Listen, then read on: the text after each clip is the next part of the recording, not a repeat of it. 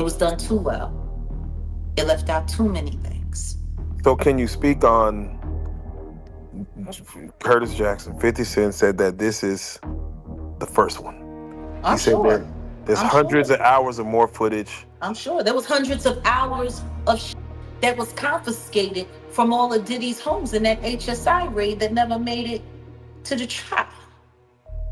I wonder where it made it to. This is what Jaguar Wright had to say about 50 Cent's controversial Netflix documentary, and it's far more explosive than most people realize. Jaguar didn't just refuse to participate casually, she claims the content was misleading, and the way it was framed would have compromised her integrity. And the real shocker? Gone Deal, a man who has been a close confidant to Diddy for decades and who knows virtually every secret the mogul tried to bury, also declined to appear in 50 Cent's documentary. Both Jaguar Wright and Gone Deal have now entered discussions with 50 Cent for what is expected to be a high-stakes second season. And we've got all the details on why Gone walked away from what he calls a calculated trap, and why Jaguar's skepticism may be entirely justified. Not in the thing, the lady was talking greasy to me. She had no right to talk greasy to me. And then she told me that 50 didn't have the power to do anything, but they using his name to like push the whole documentary. And that's what it was about. Let's rewind and start from the beginning. About a month after Diddy was arrested in September 2024, 50 Cent announced a partnership with Netflix on a documentary project that promised to expose previously unseen footage of Diddy. According to 50, this project wasn't just a documentary, it was an attempt to shine a light on lies, manipulation, and cover-ups that Diddy had maintained for decades. 50 Cent promoted the project heavily and repeatedly stated in interviews that he had been collecting evidence for years, meticulously gathering material that could finally tell the story from a perspective the public had never seen. From the outset, the stakes were extremely high, and the documentary was being positioned as a truth-telling exposé with implications that could rock the entertainment industry. Of, in particular, Netflix docuseries that you've been working on, Diddy Do It. Right. You've been saying for years that you feel you knew Diddy's character. Right. Yet you said you weren't a part of that lifestyle, you weren't going to the parties. So what makes you so absolutely sure that these kinds of allegations that we've seen against him are true? Well, I'm surprised by the allegations, as surprised as everyone else is. Like, I didn't make the allegations, I didn't tell people to say these things. It comes out, I see it in the news like everyone else, but I did feel uncomfortable with the way you represent the idea of going to these projects. To come party with me. Yeah, and then that swayed me away from it, just that alone. So you didn't realize As much stuff was coming, like when I seen today, it was allegations of 3 men that said he drugged them and it's a long time, to be honest with you. Like, when people don't remember being violated for 20 years. Now, 50 Cent knew there was one person in the entire world who had the most concrete, irrefutable evidence against Diddy, Gone Deal. Gone had been with Diddy for decades, had witnessed firsthand his rise to power, and had accumulated an arsenal of photographs, firsthand witness statements, and video footage that backed up every claim he could make. Naturally, 50 Cent wanted Gone Deal involved in the documentary, recognizing that Gone's credibility and insight could make or break the project. For years, 50 even posted clips and hints of Gone Deal on his social media, subtly teasing the public that Gone was a critical source. When he reached out to Gone, he tried to personally convince him to participate, emphasizing the importance of having the real story told for the first time. People want to know why you wasn't in it, man.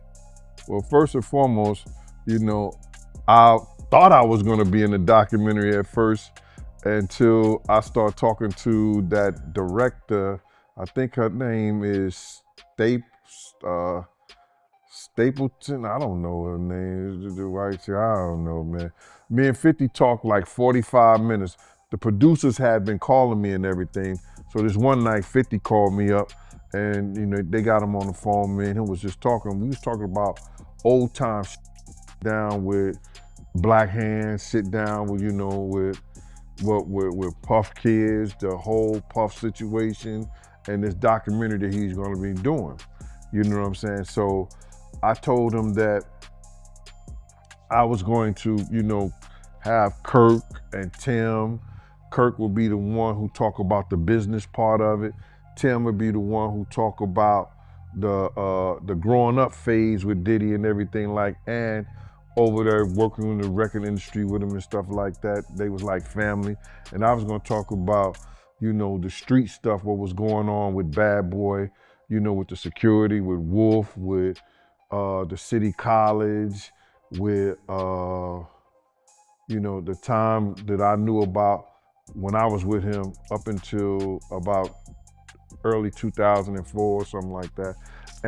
But basically the streets and then the traveling with him and the atmosphere and everything, and then go back into the Notorious Big stuff with the Tupac and the whole 9 yards, all the stuff that I knew, you know what I'm saying? So we was talking and he sounded like, yo, listen here, they gonna spare no expense with this whole documentary. So I said, all right, cool. 50 Cent was prepared to pay Gon Deal whatever he asked, recognizing the value of Gon's unique position and credibility. Gon meticulously gathered everything, evidence, contacts, and corroborating statements from other music executives who had also suffered at Diddy's hands. He even reached out to Kirk Burroughs and other high-profile industry figures to ensure 50 had the comprehensive material he needed to cement the documentary's authenticity. But when Gon contacted the producers, a disturbing realization hit: this wasn't a genuine quest for truth. Netflix, it seemed, was more interested in leveraging Gon's image to hype the documentary than actually releasing the raw, unfiltered truth. That's when Gon realized he was being used in a corporate game, not participating in a meaningful exposé. And then she was calling me like I was lying. I was like, yo, who do you think you talking to? You know what I'm saying? And she was talking about, there's no way nobody paid. Nobody what? I say, first of all you people come with these documentaries and stuff, the first thing you tell me, y'all tell these people out here that y'all don't pay, and y'all pay. If you can make a picture look like $10,000, $15,000, you know what I'm saying? You can sit here and tell me that you're gonna pay me for my time sitting right down here with y'all. You understand? So then, one thing led to another, and I was like, all right, well then, F you, I spoke to 50, and then she said, 50? And this is exact words that came out her mouth. 50 does not determine what goes in and go out of this documentary. And he definitely don't pay, he determine what somebody get paid. It's not his documentary like that. I was like, oh, so if it's not his documentary and I spoke to him like that, I don't need to be doing nothing with you, because I'm doing this on the strength of him. But you gonna pay me if I do it. So it went back and forth, you know what I'm saying, for a little bit, and then they had Kirk Burroughs giving me calls and everything like that. What are you calling me for? You know what I'm saying? I'm not, get out of here. I know what kind of dude you is anyway. Me and you cool and everything, Kirk, but don't call me about no business with this stuff like that. And then what I found out is that he was making a deal, cutting a deal for himself as well as Tim. Gon Deal's decision to step away wasn't motivated by money, far from it. His priority was the truth and validating 50 Cent's statements about Diddy's actions. Once he recognized that Netflix's intentions were purely financial and that the stories of real victims were being ignored, he walked away. According to insiders, the documentary as released omitted key details, failed to address critical misconduct, and conveniently ignored individuals who were allegedly complicit in Diddy's schemes. This is why 50 Cent is now pivoting, planning a second season that will be released independently on YouTube. 50 no longer trusts Netflix to deliver the story honestly, and he's determined to bypass traditional platforms to ensure that the full scope of events, the evidence, and the names that were deliberately left out finally see the light of day. Oh, you seen this new interview by 50 that went viral where he revealed that he still got unreleased footage? I seen an interview about, he said that he had a lot of footage had to be down, the documentary had to be downsized. You understand? I don't really believe that, because a documentary is a documentary, and they could have had 45 minutes, they could have had an hour, to each one of those. You understand? They left out certain things. He said they even left out the one about Sarah Chapman. You understand? And for whatever reason, he probably left out a lot of other different stars too. Situations that they could have spoke about. You understand? I have a problem with the documentary, and I'm just gonna let you know that the reason I have a problem with the documentary is that they know that they took my idea. You understand? They know that when I came to them, I laid out what they should do and how the documentary should be. You understand? She could say whatever she want to say. I talked to those producers before I even talked to her. They wanted to know what I had, what I was bringing, my pictures, all that stuff like that. And I told them about me, Tim. Gene Deal maintains a deep respect for 50 Cent, recognizing that unlike Diddy, 50 doesn't twist the truth or manipulate narratives for personal gain. 50 Cent's sole focus was on revealing facts, not shaping a sanitized story for corporate approval. Freddie P., a prominent insider who originally broke the story that Diddy's sons were involved in various controversies, also came forward in support of 50 Cent. Freddie was contacted by the documentary producers but ultimately realized that 50 was the only person on the team genuinely concerned with the victims' stories. This clarity and integrity cemented Freddie's backing of 50 Cent, highlighting the stark contrast between 50's intentions and the producer's priorities. But what Fifth was doing was, he wasn't budging. I give him credit for that, you know what I'm saying? They're like, hey man, it wasn't even about the money. It was basically a response from his team, basically like, listen, we doing this on the strength of, we want people to get their story out. We want people who really was affected by him to tell their story. We don't want to base this on money. If we base this on money, then it kind of sucks down, you know what? So a lot of people, when you see them telling their stories on that DVD, that's why I give the authentication of it is so. He made sure that you was only here to, if you want to tell it, tell it. I ain't trying to put nothing in your pocket. I ain't trying to incite you or coerce you to tell nothing against this man that didn't happen. If you gonna tell it, tell it. If you got something to say and you really want the world to hear it, say it. I'm not gonna pay you extra to do it. And I gave him respect for that. And basically, they were basically like, man, this not money motivated. You know, we're not moving numbers around just so people can. And Jaguar Wright? She has been openly critical of the documentary, calling it misleading and full of distortions. Jaguar refused to participate because she understood that industry executives, people with vested interests, would never allow content that could implicate them or hurt their influence. When she finally saw the documentary, her worst fears were confirmed. The most influential figures, Diddy's powerful allies, Clive Davis, Jay-Z, Oprah, and others, weren't mentioned once. Jaguar's insight suggests that the documentary was carefully curated to protect the entertainment elite while focusing scrutiny entirely on Diddy, painting him as the lone bad actor rather than part of a larger network of misconduct. It isn't over. I agree. Like, that's the thing. The story's not even being told. Because in order to tell the actual whole story, you would have to include everyone that is involved. But no, this is about saving the industry and blaming it all on Diddy. Saving the industry and blaming it all on Diddy. Okay, Diddy's going to jail. He's going to do his time. I don't know what that appeal is looking like right now. Because see, the one thing that all of this documentary shit is doing is definitely fucking up his possibility for an appeal to get out early. Especially with the judge and them and the appeal board having to look at the footage of him sitting there with Mark Agnifilo, pretty much working on how to fix the trial. And for him to be watching the feds watching him.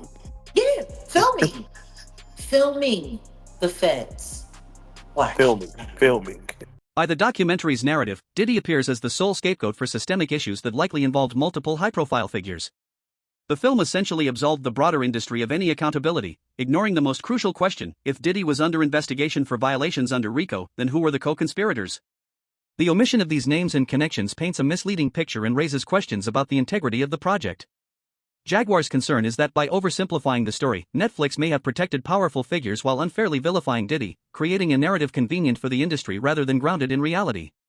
Did what they needed to do in this documentary. The whole objective of this documentary was to blame it all on Diddy. The devil made me do it, blame it all on Diddy, and the rest of the industry is nothing like this. Like when Curtis Jackson sat there in his interview with Robin and sat there and said, I did this because I don't want people thinking that the hip hop community is okay with this kind of behavior.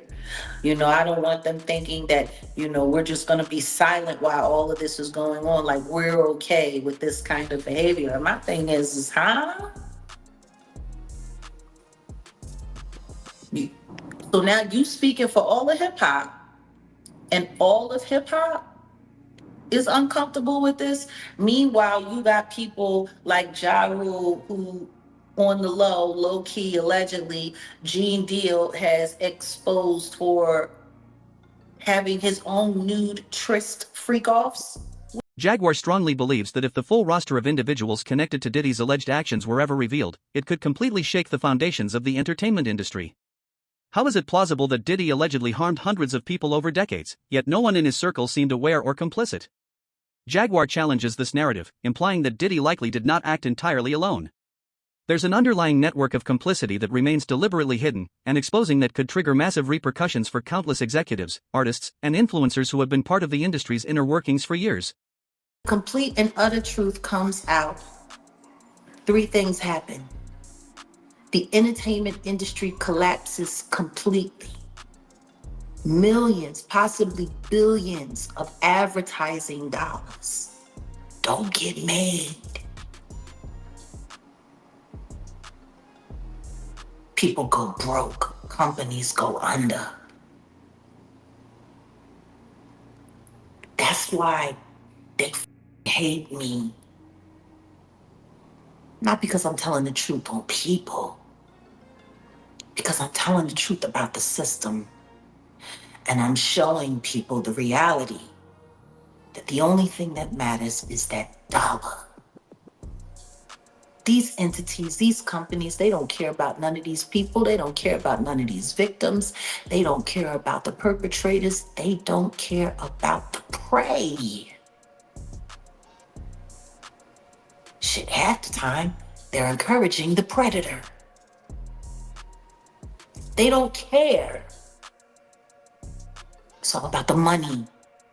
The documentary also raises questions about how Netflix acquired certain unreleased footage so quickly. Less than a month after Diddy's arrest, leaked material appeared to surface, forming the centerpiece of the documentary's promotion. Yet when the series was initially announced, Netflix allegedly did not even have access to these files. This discrepancy suggests that there were holes in the timeline, leaving many wondering whether the footage was used selectively, or if it had been manipulated to fit a narrative that served corporate interests rather than the truth. The release strategy, timing, and selective curation all contribute to the perception that the story presented to viewers was incomplete and biased. He announced he was going to be doing the documentary December 2023 with Netflix. And the star footage that you use to get people to re-upload or resubscribe to Netflix to make this the #1 in their TV shows division for almost 2 weeks straight. Beating out Stranger Things. How much stranger is that? I'm not Becky. This footage didn't even exist when you said you were going to be doing this documentary. So we've got a videographer, a rogue videographer that has this very, very, very explosive, very explosive footage of him literally sitting on camera, planning how to go after survivors, how to poison the jury pool, how to fix his trial in advance before he's even arrested. I mean, like, is anybody not forgetting when Mark Agnifilo was sitting there talking to the sons in the hallway, and they're sitting there filming, and he's sitting up there. Yeah, well, see, what we got to do is we got to go and we got to put countersuits on all of these people. We have to create lawsuits ourselves. He's sitting there talking about creating lawsuits to affect public perception. He's talking about that with the kids. For 50 Cent, Gone Deal, and Jaguar Wright, the goal has never been about corporate approval, streaming numbers, or financial gain. Their primary focus is uncovering the truth that Netflix refused to tell. Despite enormous risks, 50 went forward with the documentary, knowing it could trigger backlash from powerful industry figures. Already, 50 is facing severe criticism, with some calling him a rat for exposing Diddy's alleged actions. According to insiders, 50 Cent has even been threatened, a warning that powerful figures in the industry may attempt to damage his reputation in retaliation for daring to speak out and protect the victims. Tell 50 Cent, man, I hope you're walking on a straight arrow, man, because they waiting to see you fall. They want to see you fall so bad, brother. I'm talking about, man, I'll be in the comments and I'll be just reading it like, oh, 50 got his day coming. Like, why y'all so upset about a pedophile? Like, it's stuff that y'all don't. It's so many people, right, that's victims of Puffy that can't speak, that's sitting back like, shut the You know what I'm saying? Like, they basically saying, you don't even know half of it.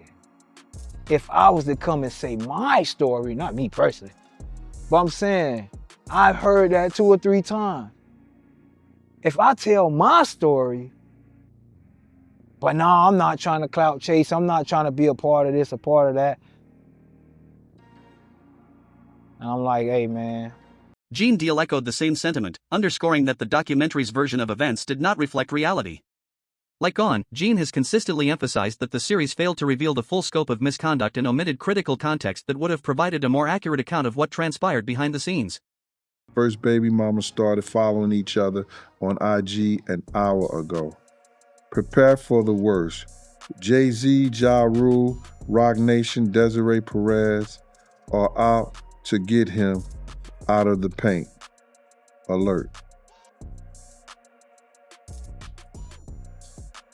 Listen here. Everybody that it said, and Desiree Perez, all them people got dirt under them, bro. You understand? They got all them people got dirt on their fingernails. Jay-Z got dirt in his fingernails. You understand? Jay-Z was messing with young girls from our block. Tired of them. I'm putting it out there. You know what I'm saying? I'm picking a side.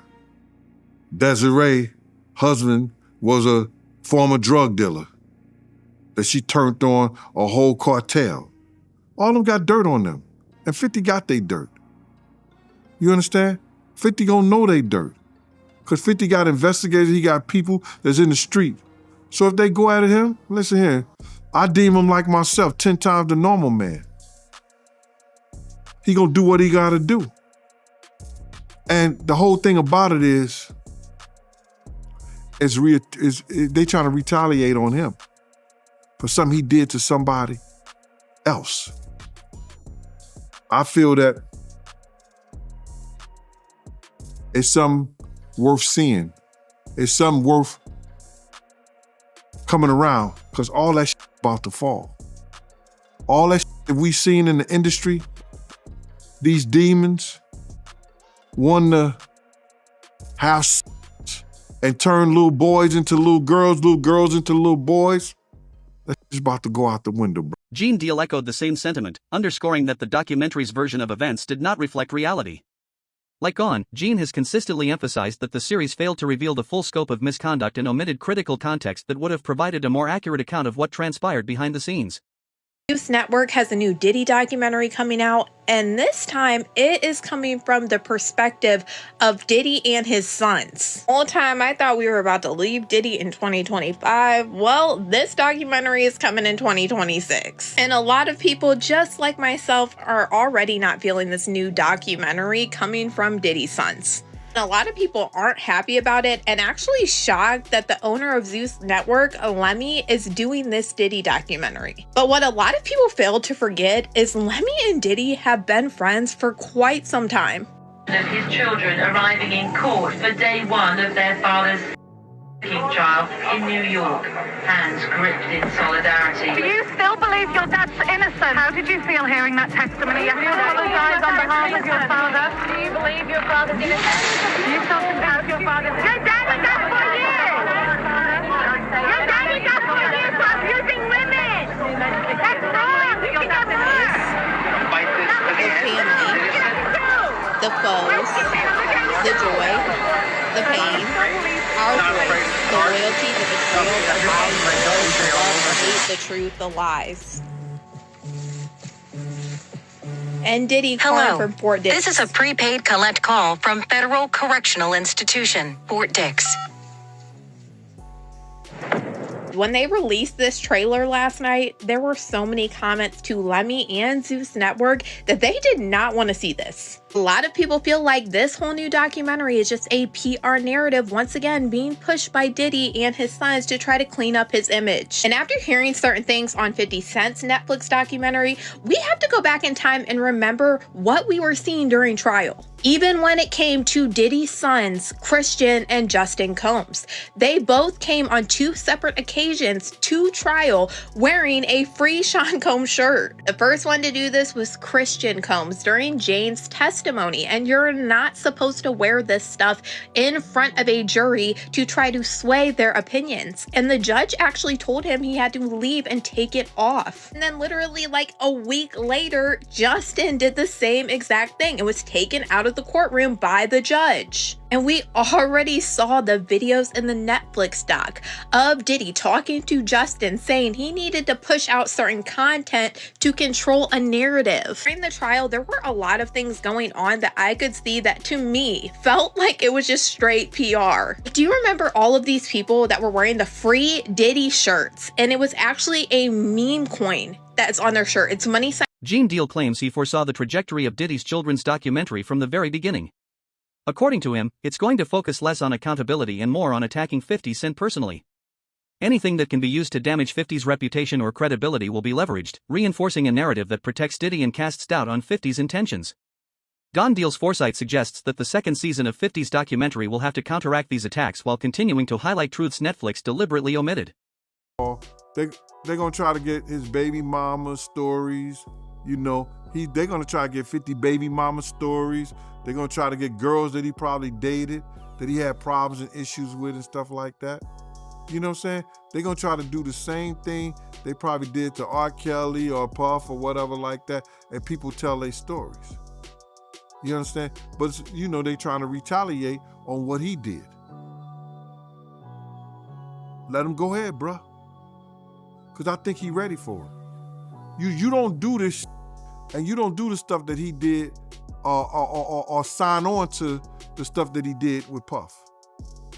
Unless you got your in order. Don't throw no stone if you live in a glass house. Don't throw no stone if you live in a glass house. I believe 50 ready for it. If they come at him any kind of way. Season 2 isn't about streaming numbers, corporate sponsors, or gaining approval from executives. It's about uncovering the truths left out of the first season. It will name names that were previously protected, reveal connections deliberately ignored, and tackle questions that no one else in the industry dared address. Viewers are invited to consider the bigger picture. Was Diddy truly acting alone, or were powerful industry figures complicit in these actions? The narrative promises to go beyond surface-level drama to piece together a story that was hidden for far too long. Drop a comment below and share your thoughts. Who else might be involved, and how deep does this web really go?